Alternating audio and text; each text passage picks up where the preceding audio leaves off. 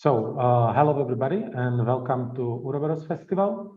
We are still running and we will be still running. It is my pleasure to welcome you here tonight at the lecture of Martin Zeilinger. But before we will start, please let me introduce our partner and thank to our partners, which is Abacus Foundation. And also I would like to mention that this festival was supported by public funds by Slovak Art Council and City of Prague.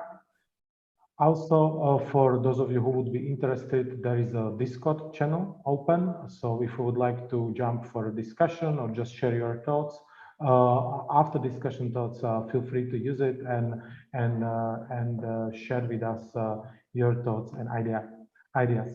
I would like to mention that this presentation or this part of the festival track focus on algorithmic governance, and this year we are mostly focusing on the relation on the context of blockchain and art practice. But also tomorrow we will introduce a workshop of Jaromil focused on concept of algorithmic sovereignty. But also there will be more events focused on blockchain and art coming. So definitely join us for Laura Zloty presentation or for final workshop / discussion of Diffraction Collective. And right now it's my pleasure to introduce Martin.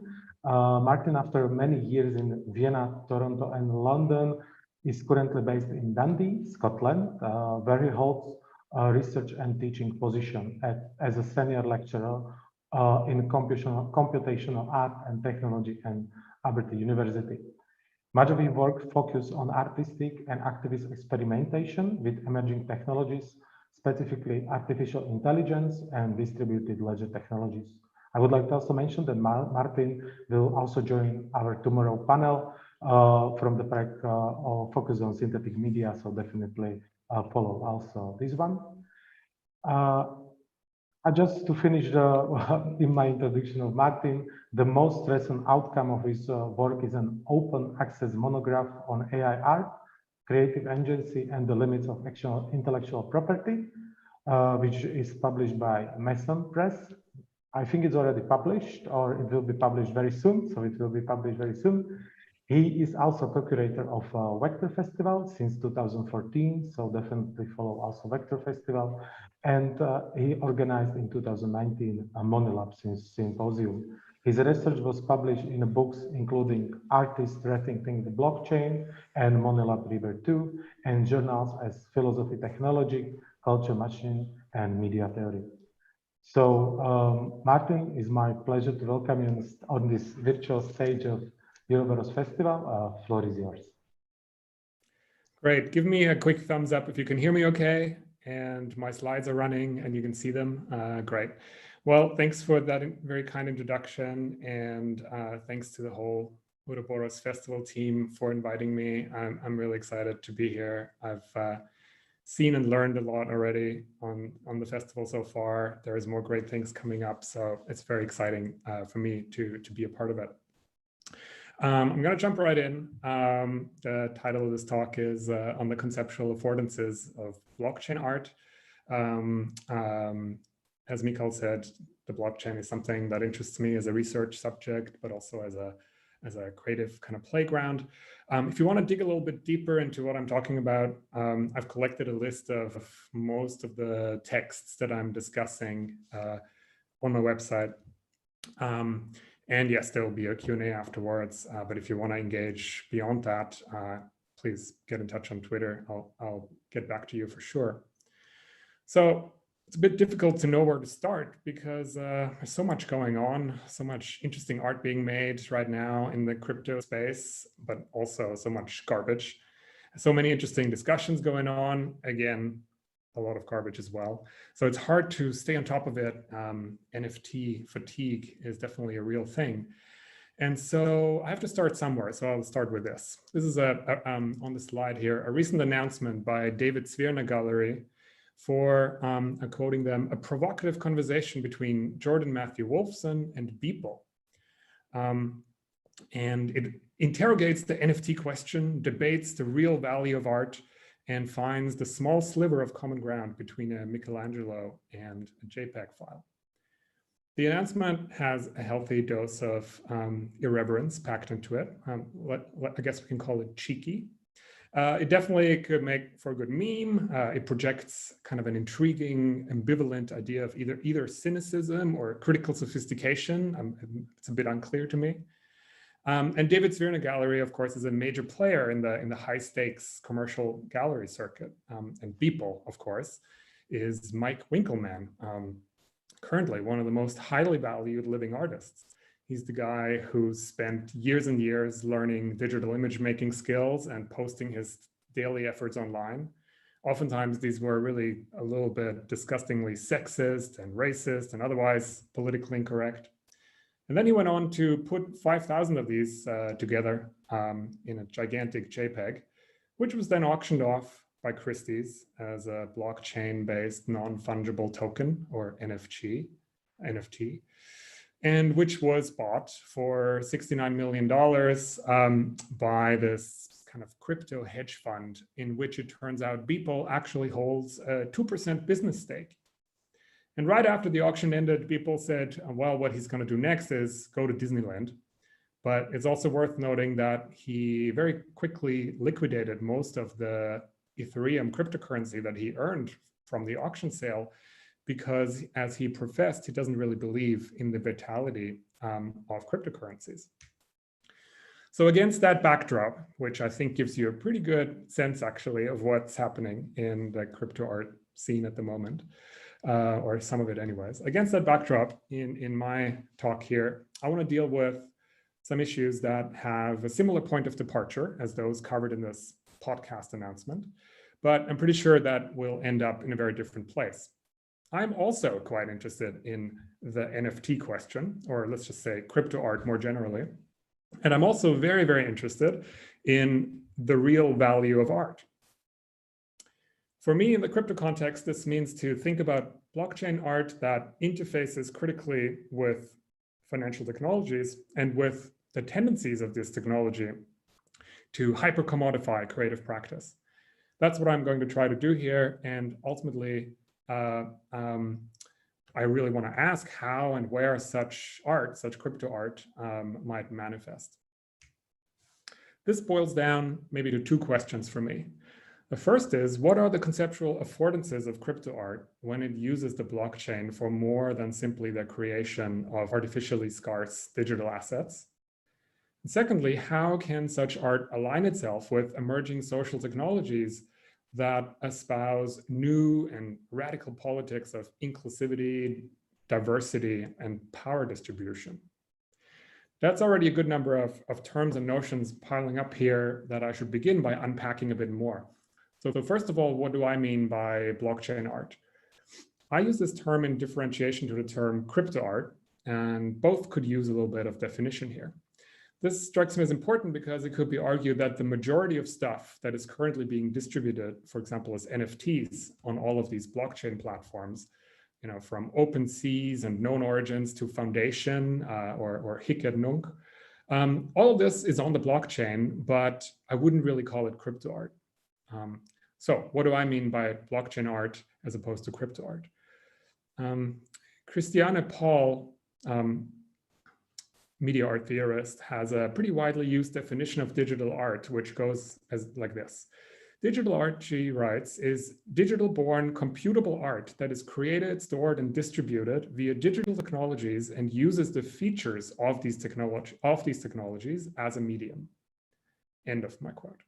I quite like this definition, and I think it can be adapted for blockchain contexts so that blockchain art becomes digital-born computable art that is created, stored, and distributed via the blockchain, and which uses the features of the blockchain as a medium.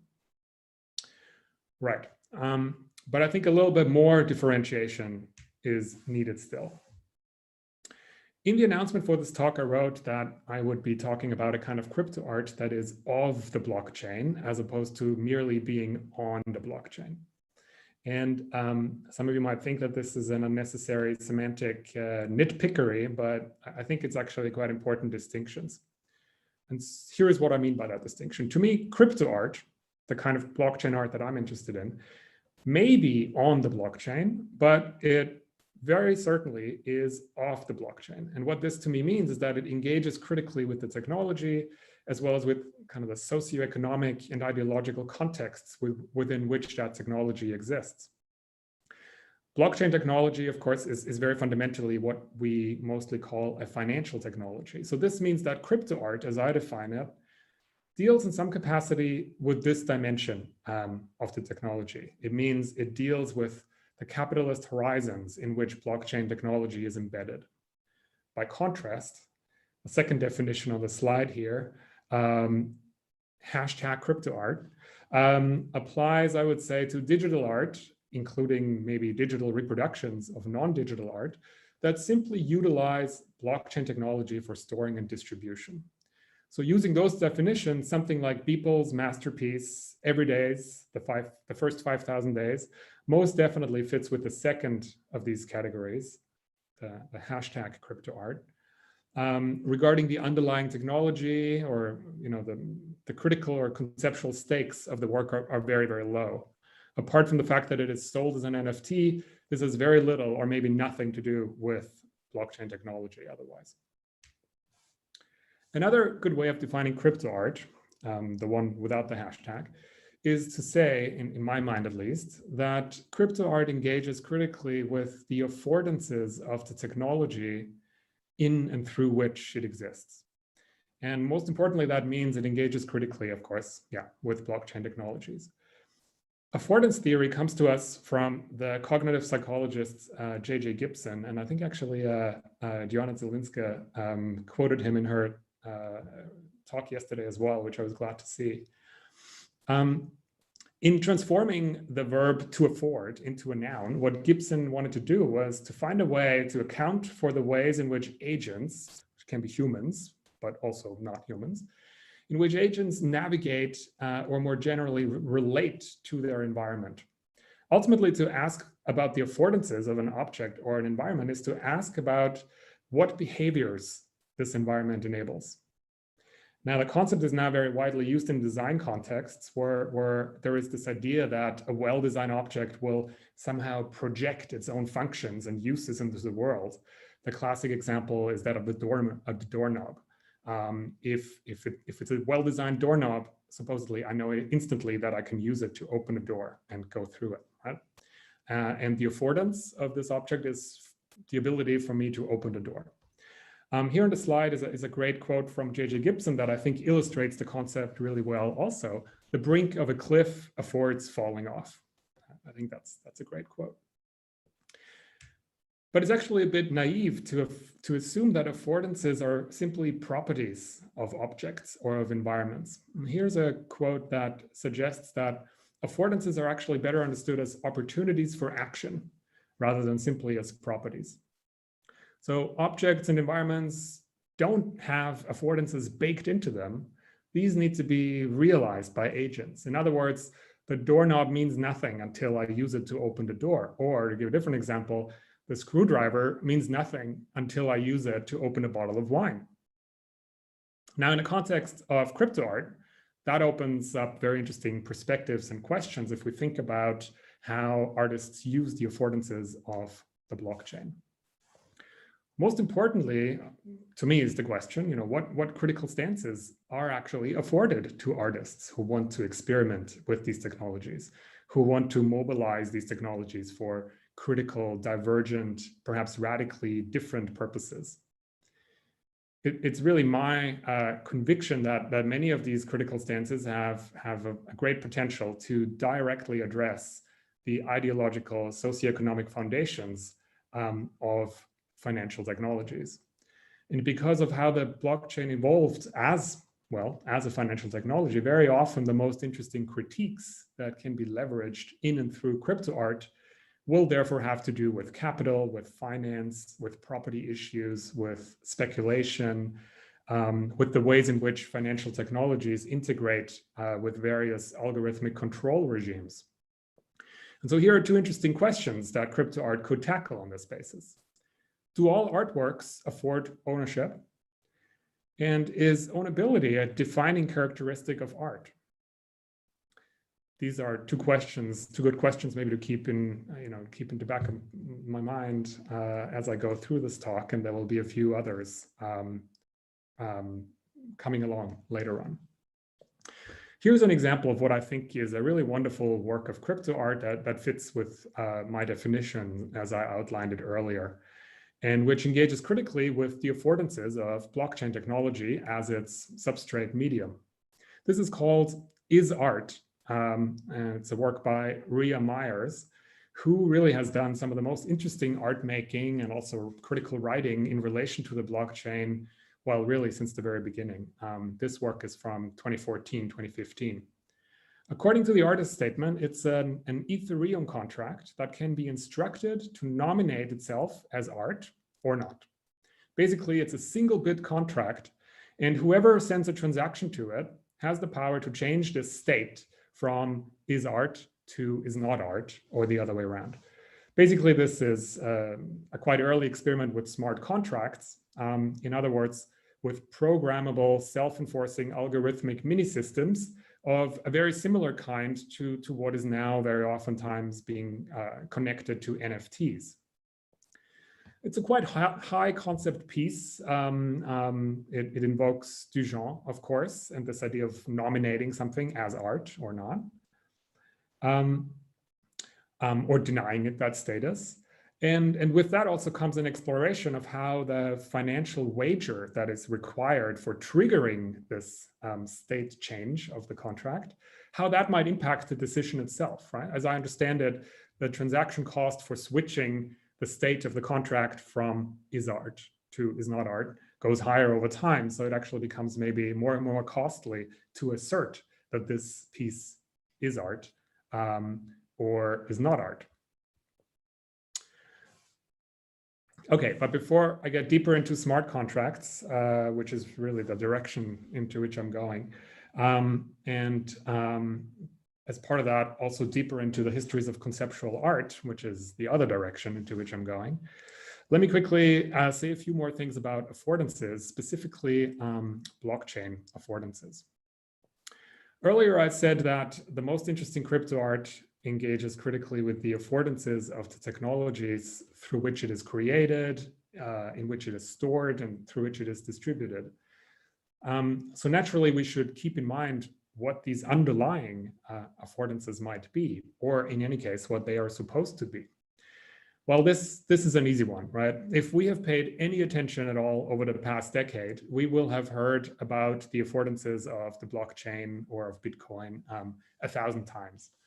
In fact, they are by now in many circles accepted as more or less incontrovertible kind of medium-specific truths, which I think really we have to take with a very big, healthy grain of salt.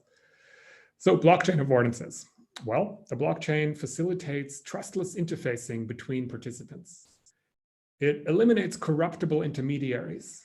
It's decentralized. It anonymizes participants.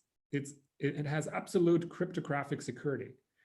And it offers revolutionary disruption of business and finance as we know it. This has always been the promise, right? But the truth is, of course, that most of these points can actually be quite easily contradicted by some of the very sinister realities of how blockchain technology is actually implemented. We know by now that, in fact, there is massive centralization of power and control in a lot of blockchain ecologies. There is a dramatically widening digital divide in terms of access. And also there's kind of a looming horizon of new verification protocols, which some people think may undermine the cryptographic security of many blockchains. I don't have really time to get into this very much, but one example is MetaPurse, which is the crypto art hedge fund, this crypto art investment vehicle that bought the Beeple piece for $69 million. And if you dive into that just even a tiny little bit, you quickly realize that even though its founders constantly invoke popular blockchain imaginaries and invoke these affordances that I just listed, in practice, the platform actually contradicts almost all of these affordances.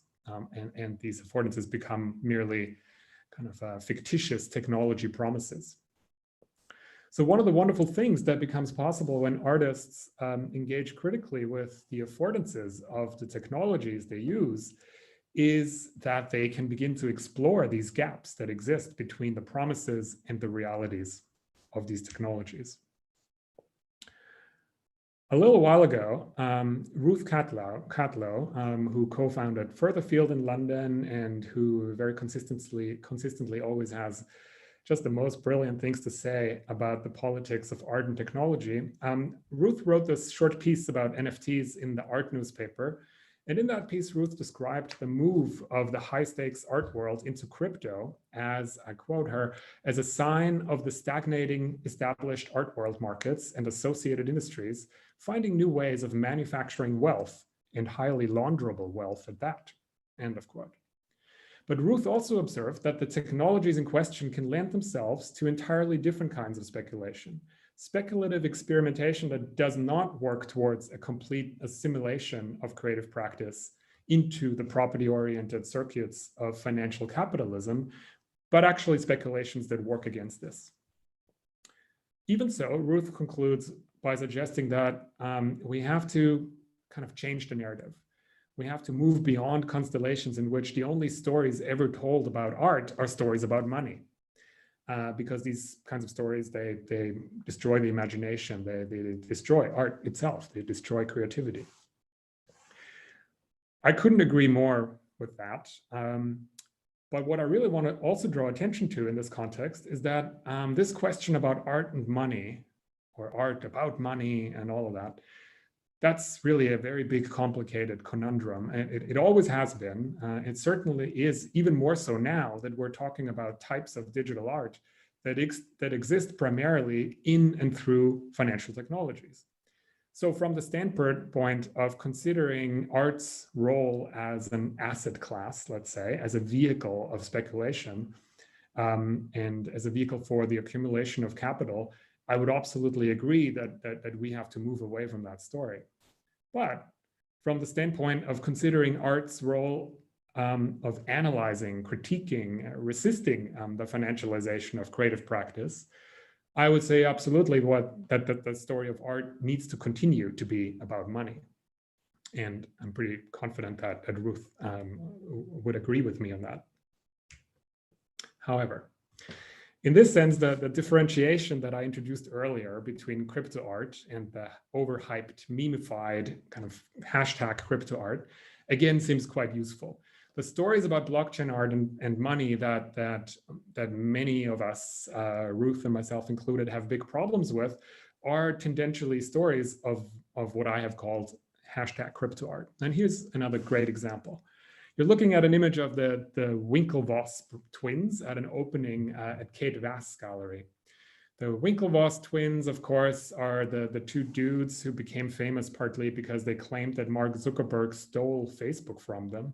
And they are also these kind of fair to middling blockchain entrepreneurs and venture capitalists. And here on this slide, you can see them buying physical copies of CryptoPunks, these digital collectibles that played a big part in triggering the entire NFT craze that we are in right now. Now, Kate Vass is a gallery that has featured and supported important experimental digital art for a very long time, and I really value and respect that very much. They represent a number of great digital artists. But a post like this also serves as a great reminder that ultimately the real bottom line here is one about commerce, art and money. A blog post published in conjunction with this image features the really very excellent line, "You may be surprised, but digital art can be scarce, and the good one is even rarer." There's a real gem. Congratulations, guys, indeed, to the Winklevosses and everybody else who got in early on this.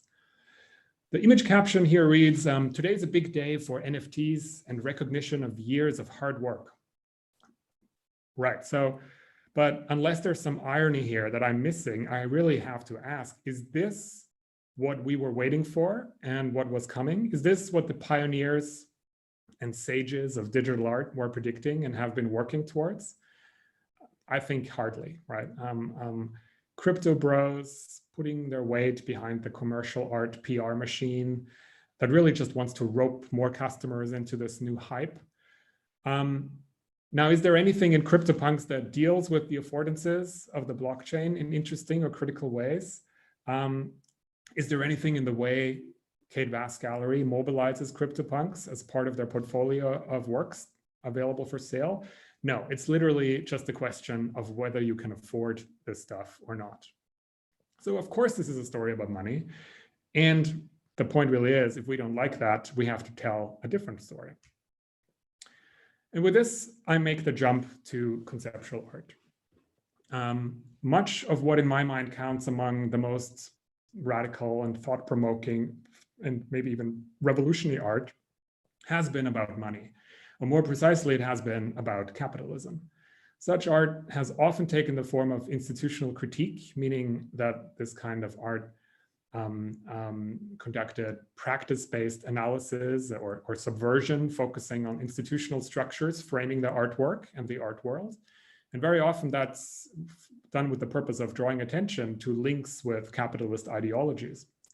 In other words, this kind of art has often or always been about commodification, about capitalist exploitation, about speculation. It has problematized the notion of ownership and authorship, or it has interrogated contracts or other financial tools, using them actually as media for art making.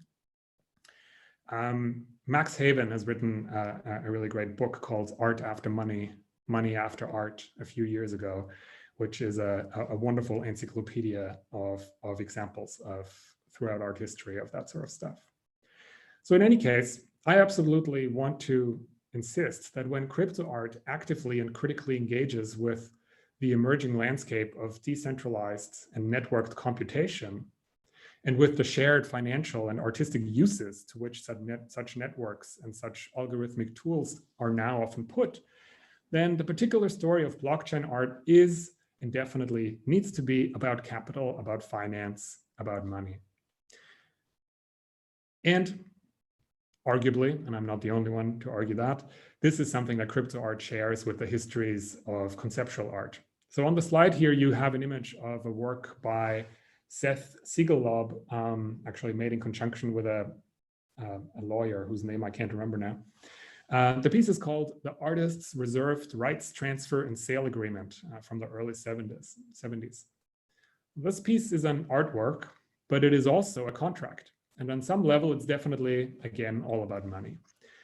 Beyond its own existence as an artwork, this was meant to be also freely made available for others to use, for other artists to use, to be used as a contract by other artists to negotiate or somehow control circulation of their own work. And in this document, in this artwork/contract, you had all kinds of quite provocative conditions detailed that were all designed to highlight the exploitation of artists at the hands of gallerists or dealers or collectors. So we have a great example here of a contract-based artwork in which institutional critique became both object and subject of the work. It was intended for exhibition, for reproduction, for commercial use, but also for legal purposes. And Siegelob likely expected that when this would circulate as an artwork, many of the clauses that the contract itself stipulated would actually probably be challenged or violated. And then, only making even more visible the problematic conditions of ownership and exchange within which this work and many others exist. So to me, this is a really powerful statement on many levels, and it offers really great insights on, well, the conceptual affordances of the contract as such. For example, contracts can confer control, they can recalibrate power dynamics. Ideally, they are enforceable, but also they might be ignored or violated. This is also one of the affordances of contracts. Anyways, this piece inspired and informed the kind of political dimensions of the work of many other artists. Hans Hake, for example, used a version of this contract throughout his career with varying degrees of success.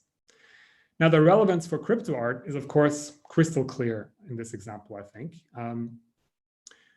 Because one of the really interesting things that blockchain art makes possible, that the blockchain makes possible, is that entries on this decentralized digital ledger can actually be dynamic, programmable digital objects with certain controllable or maybe self-enforcing behaviors.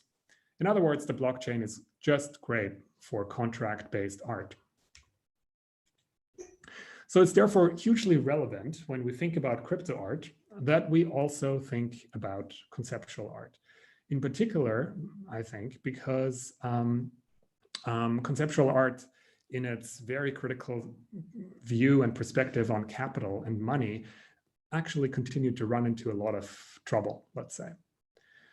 I'm far from the only one to have made this observation, of course. Maria Myers herself has pointed this out long ago. Just very briefly quoting from a short 2014 online essay called Conceptual Art, Cryptocurrency and Beyond. We can use cryptocurrencies to find new ways of encouraging paying for art, defamiliarizing and critiquing art world economics by doing so. And the ideology and technology of the blockchain and the materials of art history, especially the history of conceptual art, can provide useful resources for mutual experiments and critique. End of quote. On the slide here, you see the Etherskin entry for a project by the Canadian artist Mitchell F. Chan called Digital Zones of Immaterial Pictorial Sensibility, which in a nutshell takes the form of Ethereum-based contractual agreements regarding the ownership transfer of, well, basically nothing, a feeling.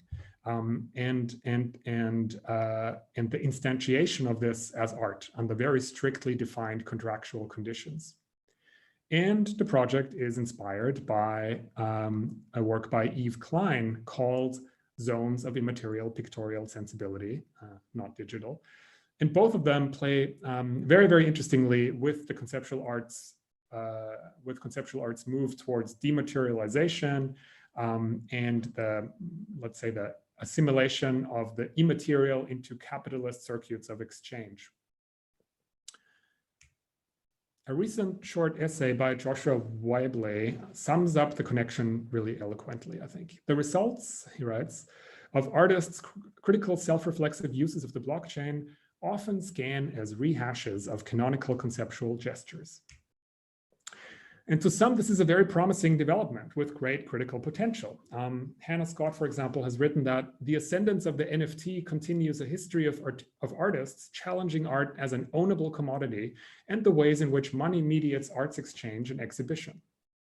Scott also observed that, I quote, with pieces that exit the object paradigm, we see glimmers of an art form that in its ephemerality is truly free. Art that cannot be owned by a wealthy collector or hidden away in museum collections. This ideal of free art, however, rubs up against the reality that in the most immediate sense, artists also need to get paid, end of quote.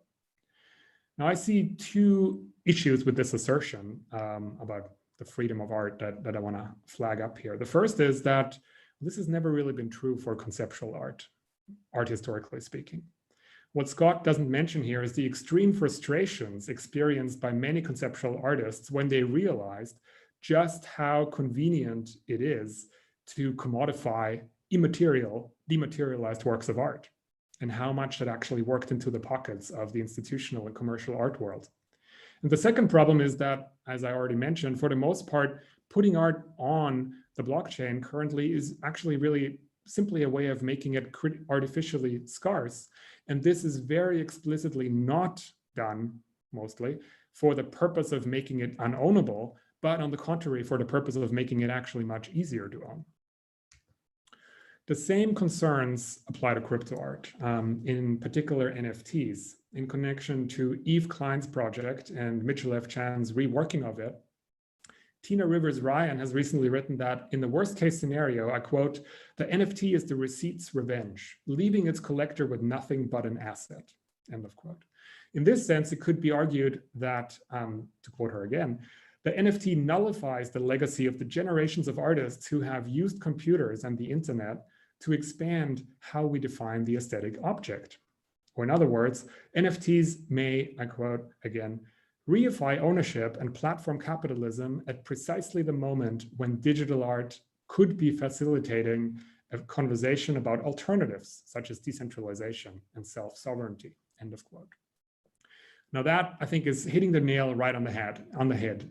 In my opinion, anyways, to me, this kind of sets out the roadmap for how we need to re-engage with conceptual art when moving towards developing critical crypto art.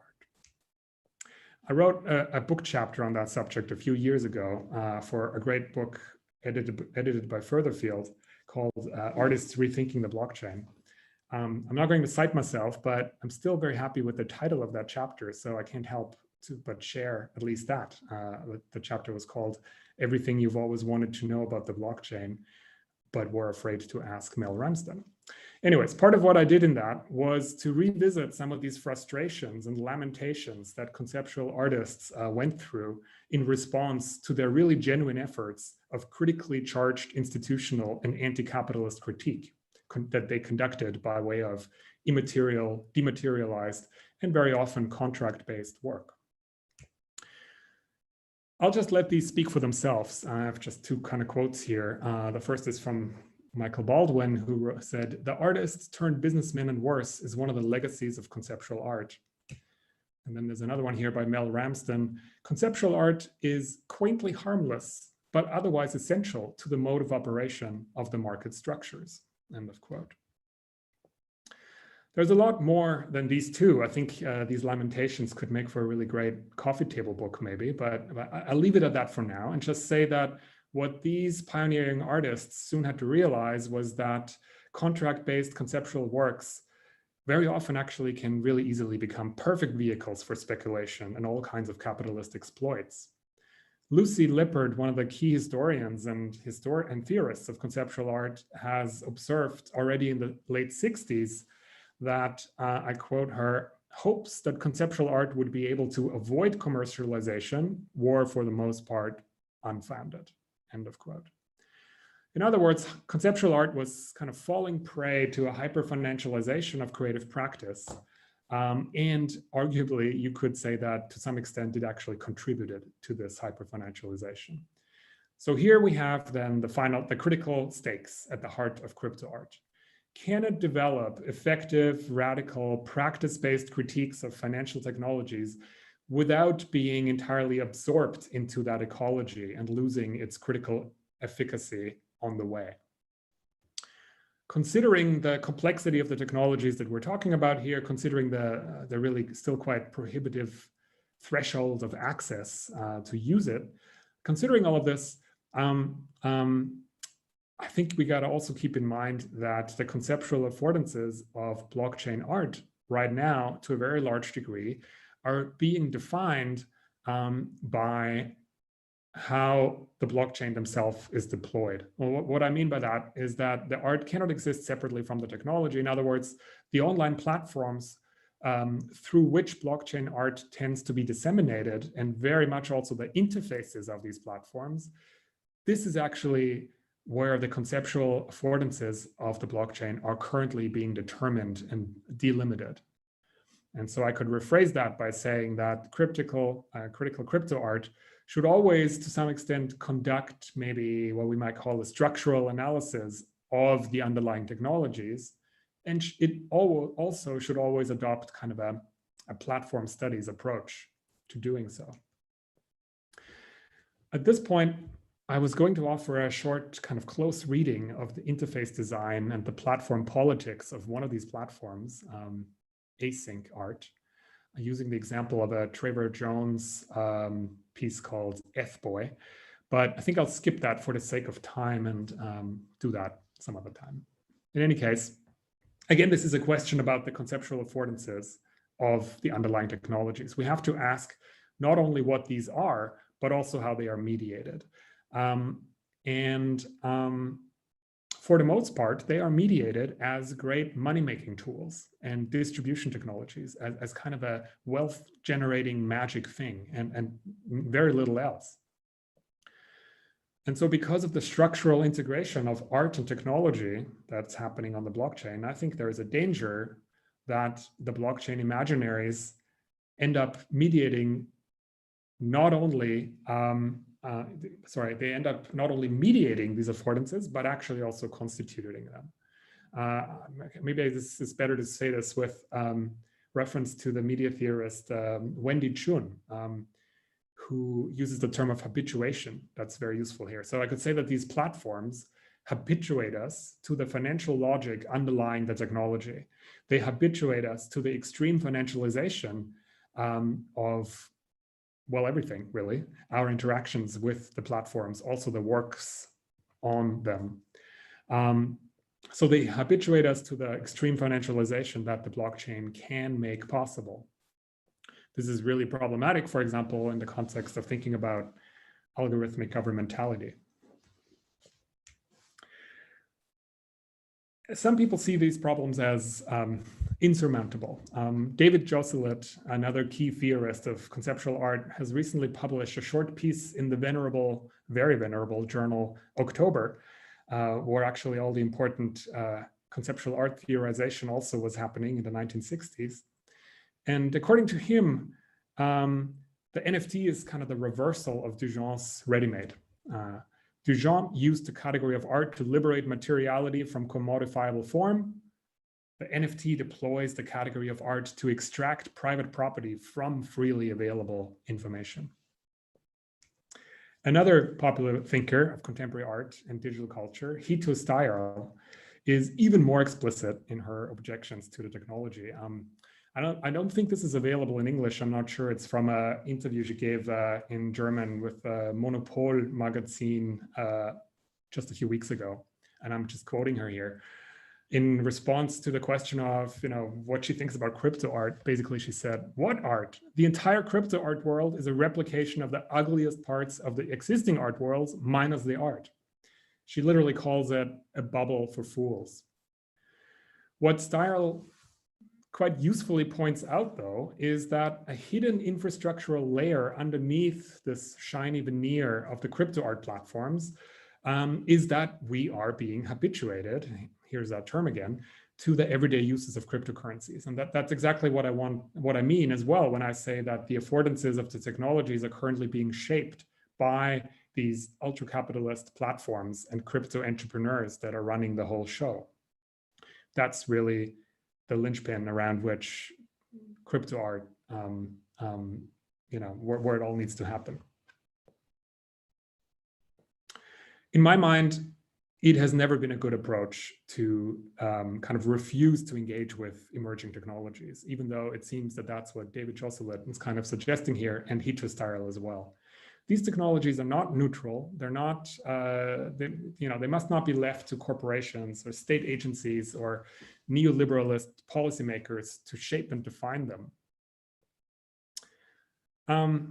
Josselet sees a bit of a way out here. He says that if our acts of looking refuse to be possessive, if they are aimed not at defining an object, but rather at exploring it as a material territory of inexhaustible event, then appropriation will be impossible. So maybe not entirely a call to refuse to engage with the technology. So what I've been suggesting ultimately is that what's important to consider is the critical potential that we can identify in the conceptual affordances of contracts more generally, contracts themselves, and smart contracts specifically. And this potential is everywhere in crypto art. Really, it is everywhere where we find programmable tokens that are being designed, everywhere that smart contracts are being implemented.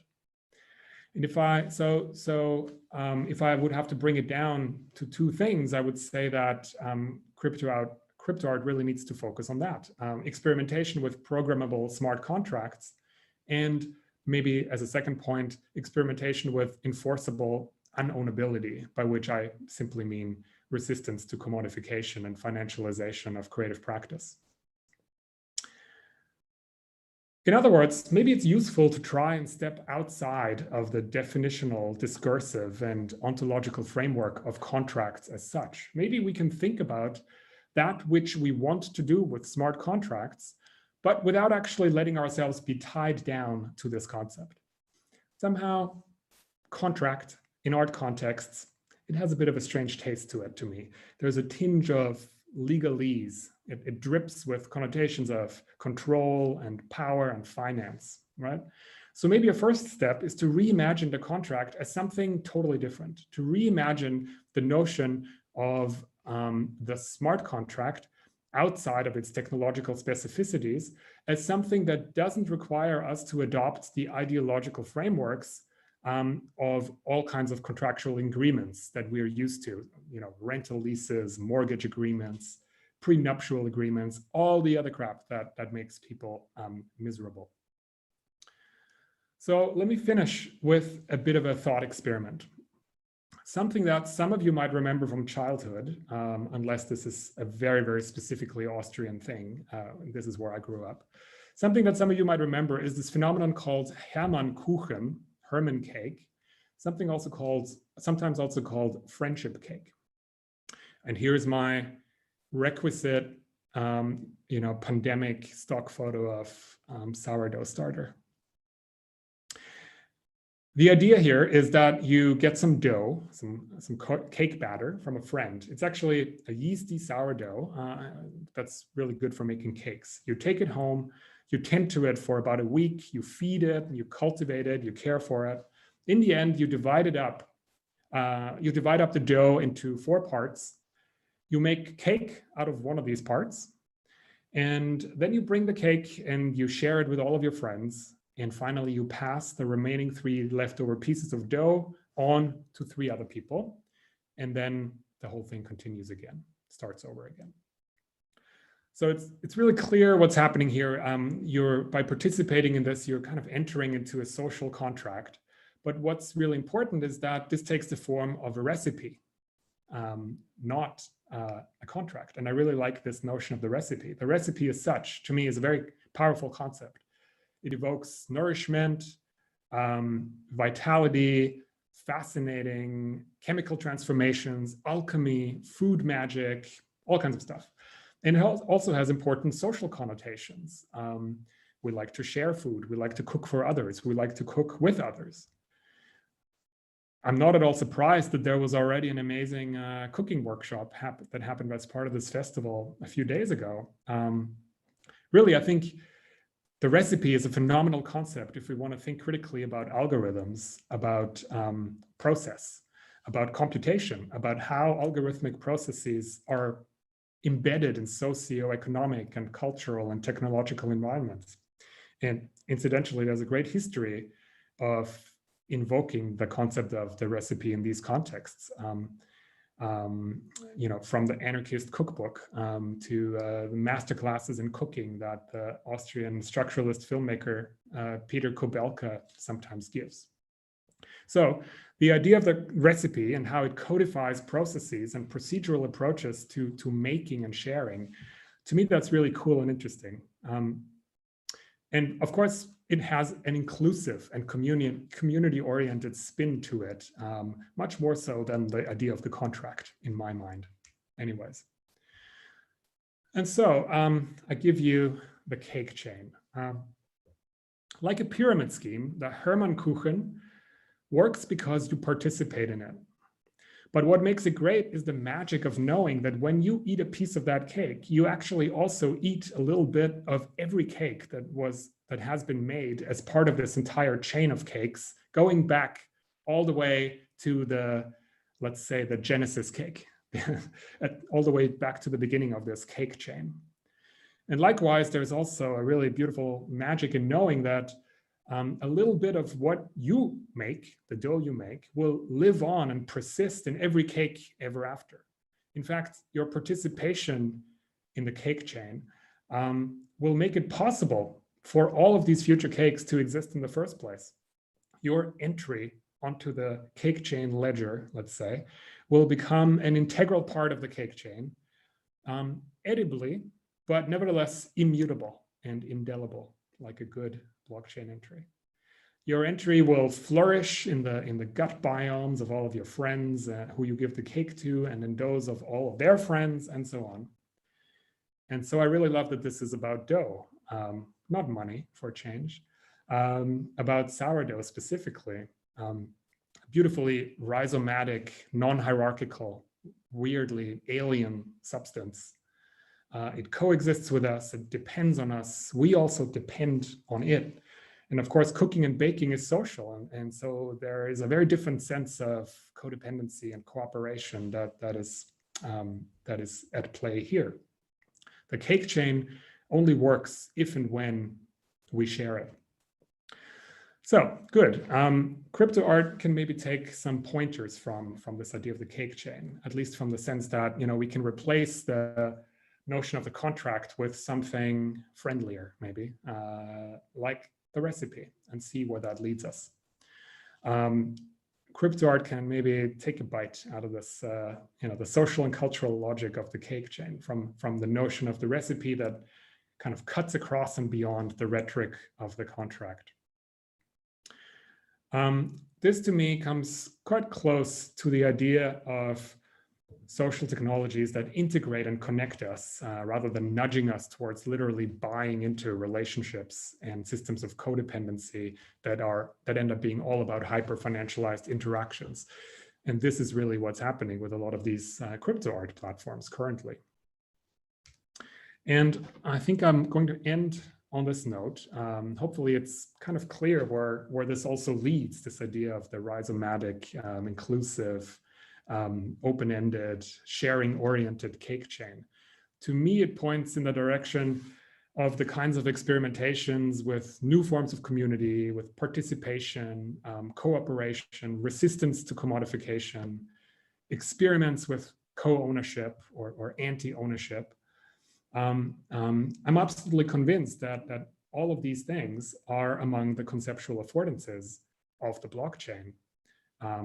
If we figure out how to play with smart contracts appropriately. This is already beginning to happen in various forms in crypto art that uses programmable tokens and contracts, of course. And here's the last example on the slide here. And we can also see it happening very much off-chain, let's say, not only, but also off-chain in different kinds of DAOs, blockchain-based, decentralized autonomous organizations, which are themselves, in fact, kind of abstractions of highly complex contract-based social infrastructures. Again, an example that comes to mind is a lot of work that's done in and around further fields, but also I know Laura Lotti is going to be giving a talk in a few days' time, and so I'm sure we will again hear maybe more about that then. So yeah, so with this maybe a little bit lighter idea of the cake chain as a trajectory out of my discussion of the conceptual affordances of the blockchain and of blockchain art, I'm going to leave it there. Thanks for listening. Thank you, Martin.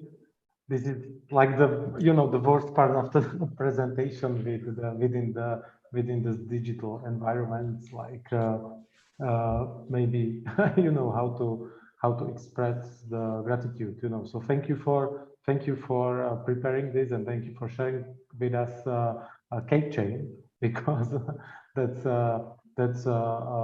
what's here on the plate right now, actually. So I would like to very much welcome everybody who feels like to ask a question or share their thoughts. And I think that we have the Joseph one of the first one in a chat. So Joseph, if you like to read it by yourself or speak by yourself, or I can read it for you. Sure, I can read it. Sorry, just eating some supper here. Not cake, so supper is maybe next step. Not cake, but pizza. Yeah, so just saying, I like the analogy of the cake, but would not the analogy for NFTs be an oven that would use an incredible amount of energy to cook the cake? What are your thoughts on the environmental costs of crypto art, NFTs, etc.? This is what puts me off personally as an artist towards getting involved in these on any level beyond saying no. Yeah. No, that's a great question. And of course, this talk could have been entirely about that, about the environmental impact and that. The reason I'm not talking about that on this occasion is that there are alternatives to energy hungry, energy intensive blockchains.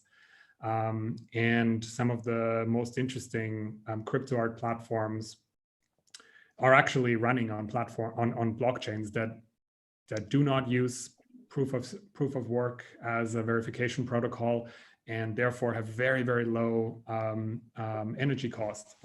I wish I would have thought of that to integrate your image of the oven into my idea of the cake chain, because of course we don't want that. We don't want that blockchain, and we don't want that oven to burn our cake to a crisp and everybody else along with it.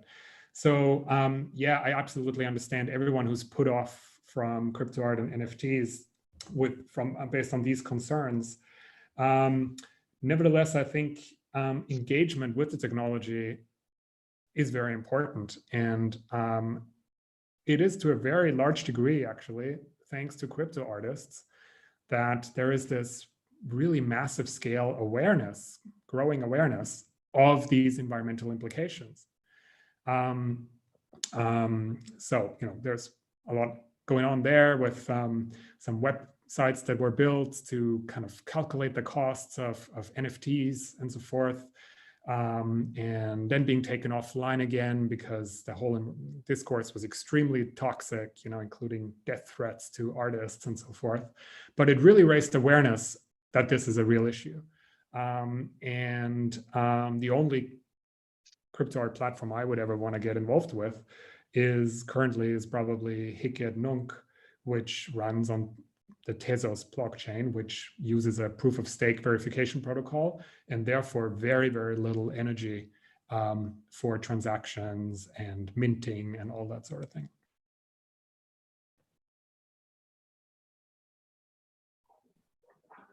Maybe if someone else would like to share, because yes, we have a raised hand here.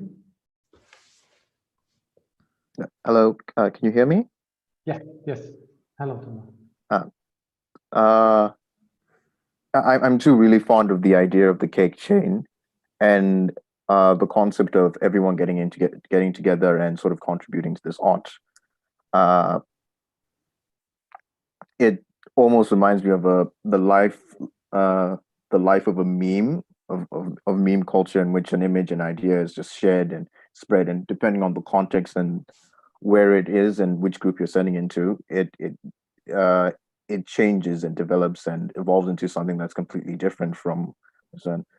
But on that same idea of liking into a meme, there is something to be said about cultural ownership, owning it from, if it's a cultural product of a specific demographic, for example.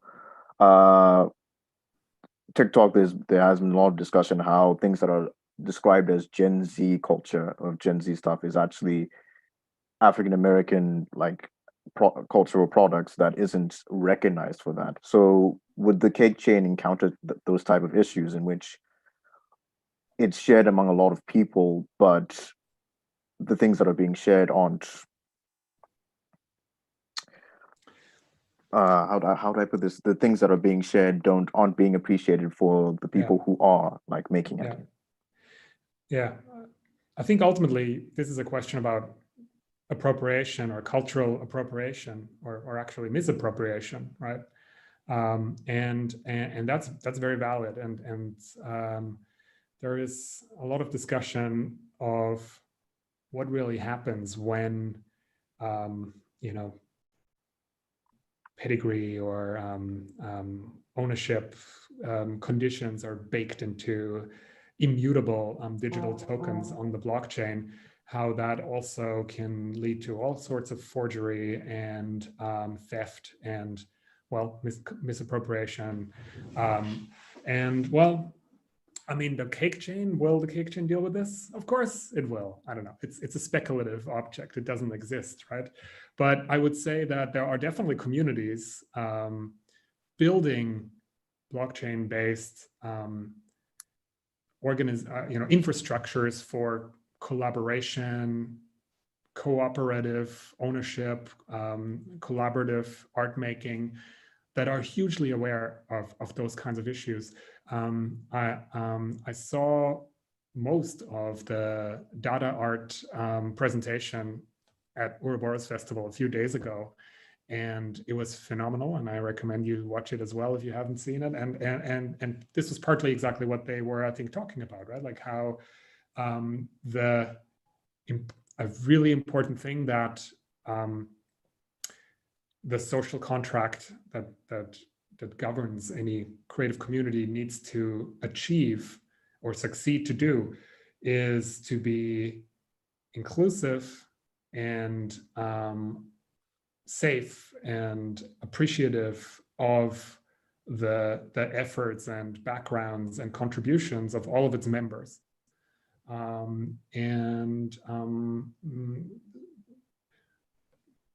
don't see why smart contracts shouldn't, or DAOs, decentralized autonomous organizations, shouldn't be able to structure social connections that way. Yeah, I don't know if that answers your question. I think just that the potential is there, in my opinion. But the how is more of a practical question. It's more of a we need to see how this works question.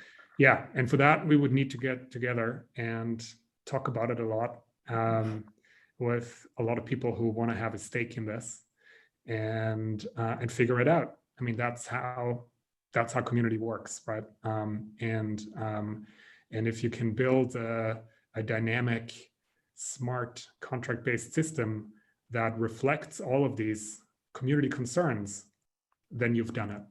And I think there are definitely a number of groups that are working on that. I mean, maybe if I just can give you an example. This last piece I had that I had on the last slide here by Casey McQuater, it's part of an exhibition called Pieces of Me that was organized by Transfer Gallery, I think in collaboration with Left Gallery. And so what they did is they just tried to take away the speculative element, to remove the speculative element from the whole, commercial art idea. So you can buy many of the works in this exhibition, but the contractual conditions tied to your purchase stipulate certain things that are done in order to maybe move in the direction that you were asking for, namely acknowledging the contributions of other community members and so forth. So in this particular example of this exhibition, first of all, 70% of the initial sale price went back to the artist, but then also 50% of every resale went back to the artist. Right, so there's a little bit of participation in a financialization logic of the crypto art market, but also an effort to step outside of that and relegate control and power to artists. Now, I know there are other crypto artists experimenting with smart contracts that relegate part of the sales proceeds to gallery staff, or really anybody else. It can go to charity. It can go to the communities that you identify as being the ones that have powerfully influenced and inspired your creativity. So the sky's the limit, really, in terms of what you can end up stipulating there.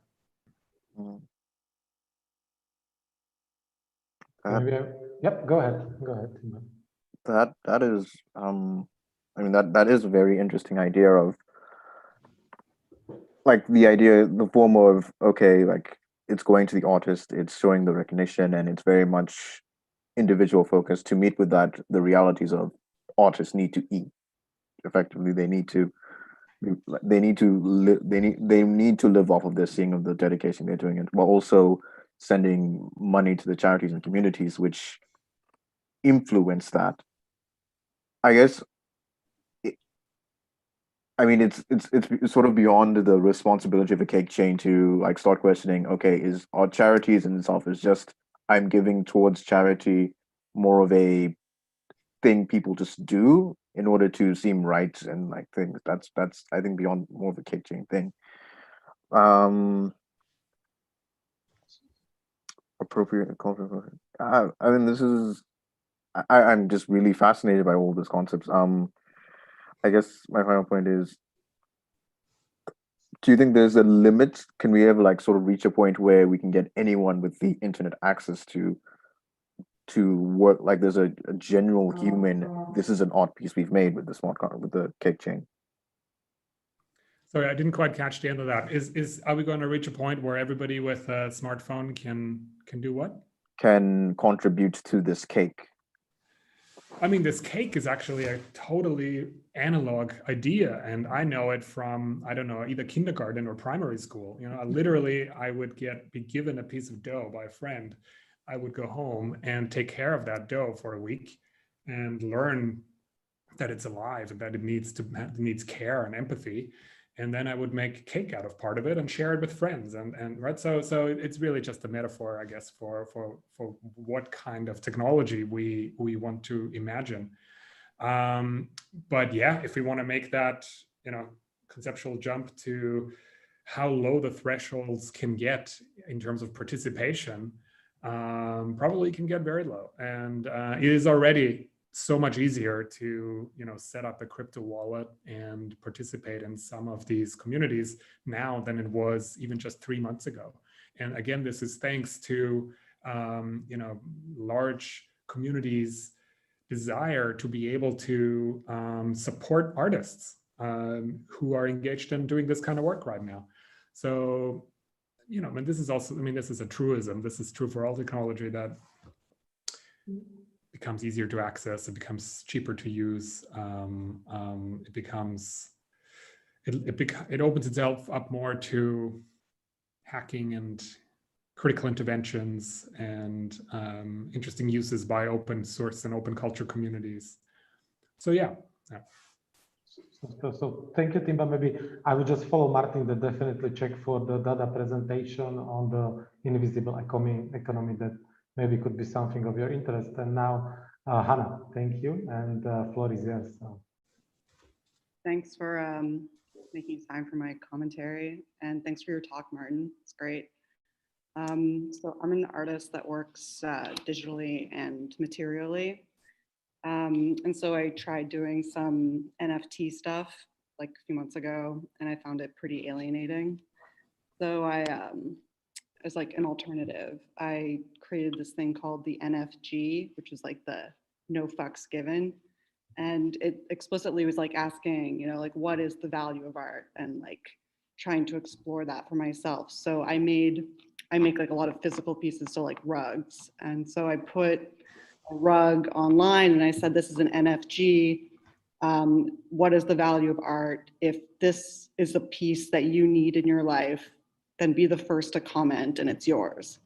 So I like put it up, and like the first person that commented, like it was theirs. And there's no expectation of any type of exchange. But I think that like happening in an analog fashion, which would like translate digitally as well, there is like an embedded social debt that gets created when you do that kind of exchange. So I'm not asking for any kind of money, but the guy who I ended up giving it to is a tattoo artist. So it's sort of like naturally transitioned to like, okay, like maybe he's gonna give me a tattoo. Which I think like my experience down the line with having done like more NFGs is problematic. I think that like it's been better to just like give completely freely as an artist without expecting any amount of return, to like really try and figure out what the value of the work is. And the value of the work, I think like for me fundamentally comes down to like it being something that brings like light and joy and like happiness to somebody else's life. Like they're like happy to have it. They're not necessarily pointing to it as like a luxury object, that it actually just fulfills some sort of like indescribable place for them. And that they wanted it, they needed it, and I was able to give it to them. So yeah, that's just been like my exploration. Well, first of all, hi, Hannah, nice to see you. Hi. I feel like I'm inside of your church. Yeah. And, could you one day do an NFG that's not in your time zone? Because every time I see them on Instagram, I'm waking up in the morning and it happened at a different time zone and it's gone. So yeah, there's a glitch in your system there, I have to say. I keep very strange hours. So one day there will be one that pops up at 5 a.m. my time. Great. I'll be looking out for that one.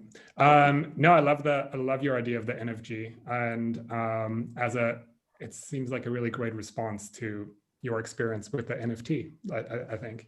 That piece I had on the last slide by Cassie McQuater. I mean, it has a little bit of that as well, right? It's distributed through channels that actually are commercial NFT selling platforms.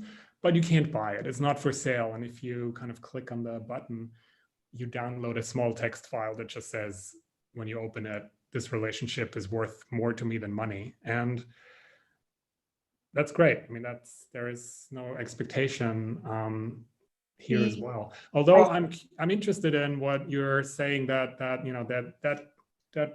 expectation you may not have control over it, and that expectation that somebody wants to give something back to you or pass the NFG on to somebody else maybe can develop its own kind of dynamic, which I think would be a beautiful thing to happen as well.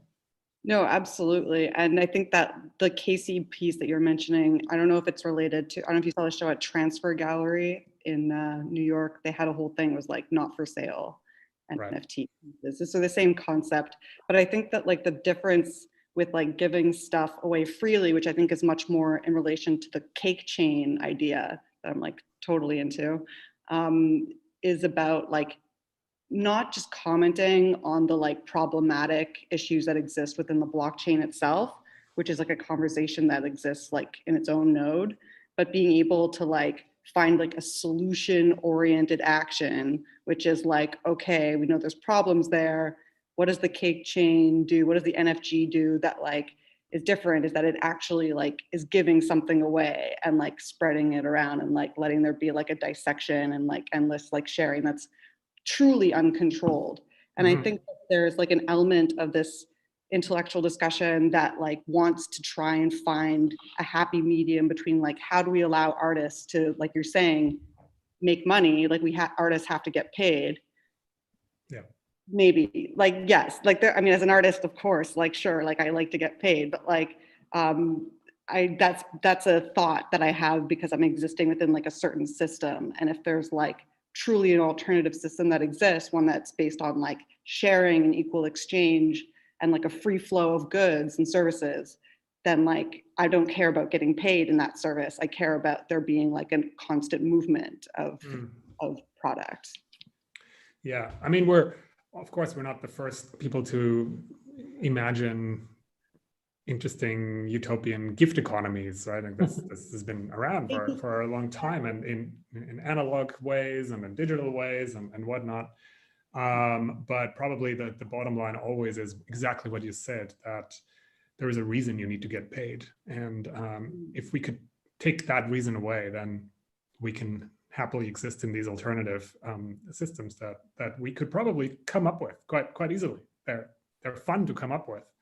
And it's like, it doesn't have to be a fully encompassing system either. It could just exist in parallel, that if you are in need, you can sort of like dip into like the gift economy. Well, and I think for a lot of crypto artists now, that is starting to happen a little bit, that they have kind of parallel existences in a more commercially oriented kind of crypto art scene and outside of that. And that's also great. And well, and so in some of the platforms, and I mentioned Hike and Nunk before, they're artist run and they're artists developed, and that's already a great development and a great step. It is. Who knows where that leads? Yeah. And I digress.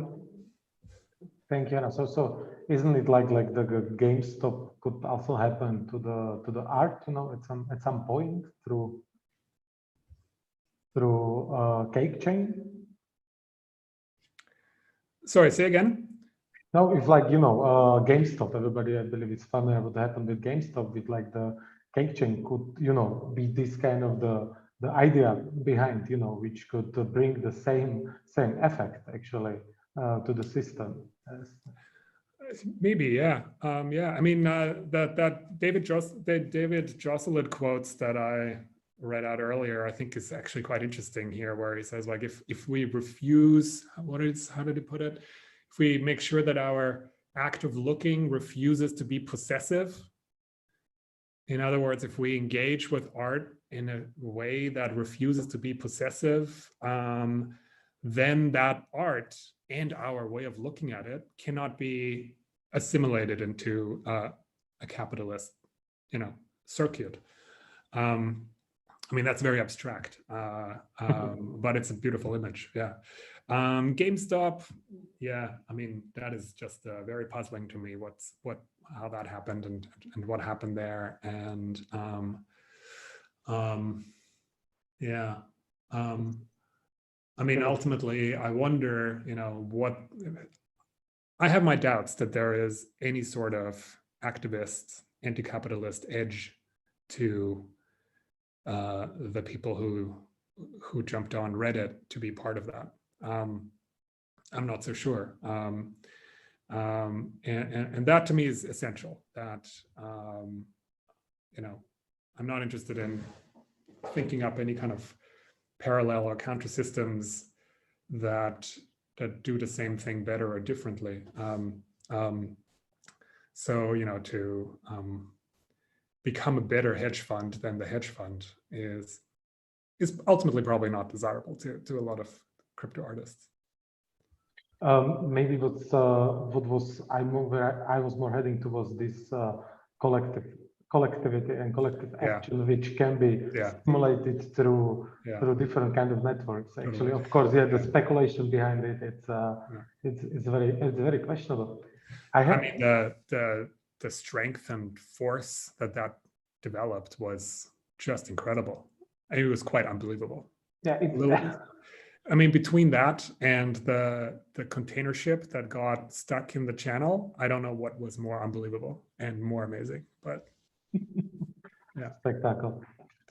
Okay, I think the time is almost up, so maybe if there is a person who would like to raise a last question or maybe last comment, but before that, I have to admit, the reason why I really was looking forward to welcome you to the stage, this virtual stage of Uroboros Festival, to bring a topic, because here in Czech Republic, my feeling, from how the blockchain is approached, especially, through some recent history of ideologic connection which was created, is just getting this very easy off-shelf definition of being to monetize, and this financial aspect of the thing. And what you open, and what I believe, and I hope that also Laura, which is here with us, if I see it correctly, I hope that she will bring this aspect maybe of what you meant as the DAOs. What I see more as this kind of collectivity, and this may be what also Dada talk about, and it was very interesting to see also how much effort, how much energy they put into the meetings after the radical exchange, and how much they tried to develop and put a lot of effort to create this community, and to think of how they could, because the question was how they could support the artists and what they do in the end, actually. So that's what's at stake here. Okay, we have some comments from Ruth. Okay. So Ruth, maybe if you want to read it, or I can read it. For some reason, I don't see the chat. Oh, there's the chat. I can read it. Hi, Martin. Hello. Let me read my comment. So it's been really stimulating, and it's made me realise things it's generated really a lot, but I've just picked up two separate, maybe unrelated. I can't think fast enough to work out whether these things are related. So Joslit said Duchamp uses the category of art to liberate materiality from commodifiable form, but surely Duchamp actually commodified commonplace items. So I don't think that's what Duchamp was doing. So that's one thought, and the other was that I think it's odd that we kind of have this discourse around NFTs as enclosure, when really NFTs aren't preventing the wide circulation of as many copies as we like of the original digital image. So this is actually ownership without exclusion of access to the original resource. Mm-hmm. Yeah. I mean, I have a lot of thoughts about that last point that you made about this idea that the NFT can confer ownership without locking away the artifact or the underlying object.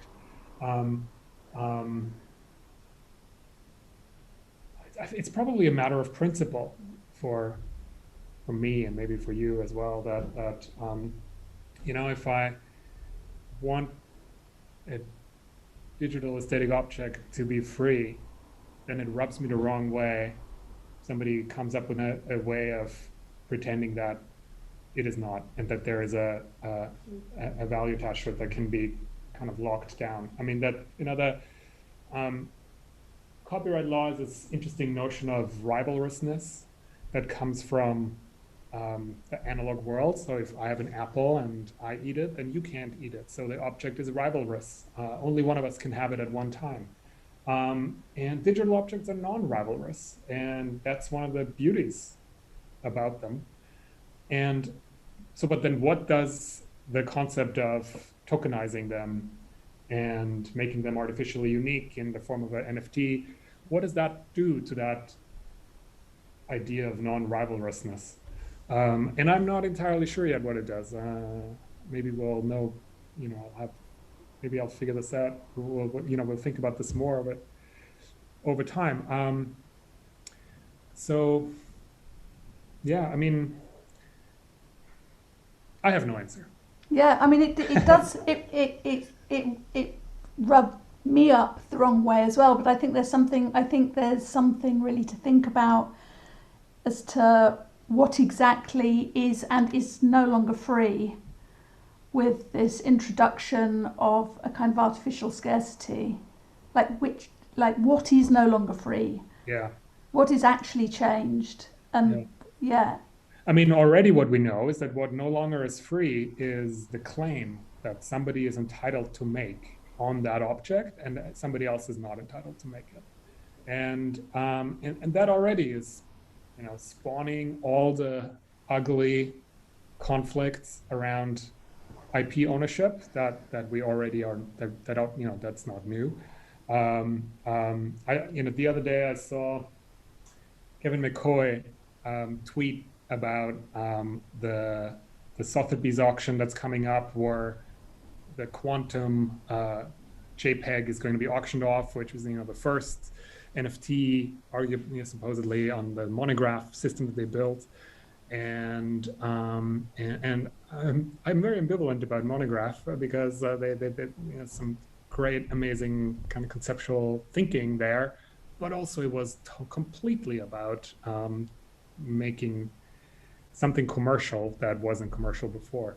And anyways, in response to that tweet, very quickly, right underneath, there was somebody quoting it and saying, "Kevin, we need to talk. I own that NFT and I can prove it," whatever, something about the Namecoin protocol that was being used. And there we go. I mean, that's already the people wrangling over the values that are now embedded in these tokens. Which is that's not a new thing, but like arguing over who owns what IP. Yeah, I feel like it'll take us a while to shed a lot of this kind of vestigial behaviours in relation to these new forms, and they're kind of like, yeah, I think that we're going to go through a long process where we shed and readjust to these things. Anyway, thank you very much. It's really stimulating. So thank you, Ruth, also for your idea, for sharing and your ideas. And if there is none, I think we fulfilled our mission. And well, Martin, how do you feel? I feel good. I'm also probably going to be kicked out of this room at the university any minute, which I'm completely alone on this entire floor, I think. I came here because I don't have internet at the house, basically. So yeah, we can wrap it up. Anyways, I'll check in on the Discord later if there's some conversation there, or anybody wants to get in touch. Otherwise, I'm happy to keep the conversation going. Super. And just from me, so everybody who would be interested, we will follow with more. So definitely check for the program and join us for Laura's lecture, or also for the Diffraction Collective on Tuesday. And I just would like to thank you, Martin. Oh, that's very, very Slovak. Martin, thank you for bringing all your ideas and your cake chain to this table, and thank you for sharing, and have a great evening. Yeah, thanks for having me, and thanks for everyone for joining in.